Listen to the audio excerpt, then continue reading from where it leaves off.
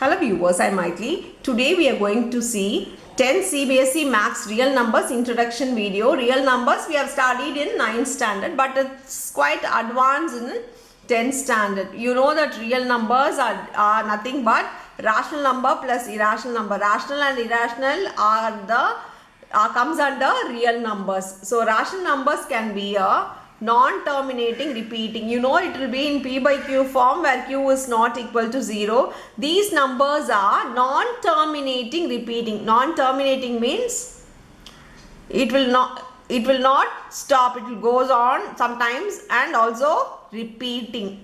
It can be also repeating. Here for irrational numbers, it's a root numbers or a number which has non-terminating and non-repeating. It will not stop and also it will not have a same number repetition. So it is non-terminating and non-repeating. In this chapter we are going to see Euclid division lemma. Euclid division lemma, the formula here is A is equal to BQ plus R, where R is greater than or equal to 0, less than B. So your R and Q are remainder and quotient, A and B are dividend and divisor. You know that if we divide any number, 2 3s are 6, here the remainder will be 1.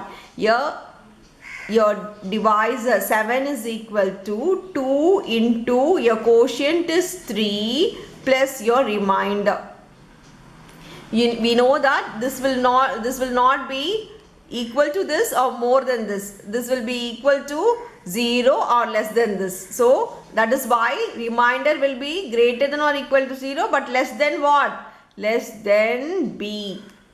So this we have learned in our lower classes to verify whether the division is right or not. The same thing we are going to follow for Euclid division lemma HCF to find an HCF. Now we'll move on to fundamental theorem of arithmetic. In fundamental theorem of arithmetic, it tells you that composite number is equal to product of prime numbers. For example, I'm going to take a composite number 9.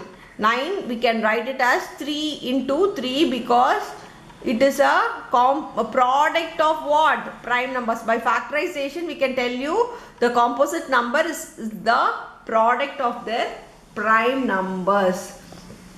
This is a new formula we are going to learn in this year. HCF into LCM is equal to product of the two numbers. When you multiply a HCF with the LCM, you will get the product of two numbers. It is only true for two numbers and not for three numbers. Yeah, the last one is the prime number will have two factors. The prime number will only have two factors, the number and multiplied with 1. For example, if I take 2 as a prime number, you can split it out as 2 into 1, the number and the product of a 1. That's all with the video. Thank you.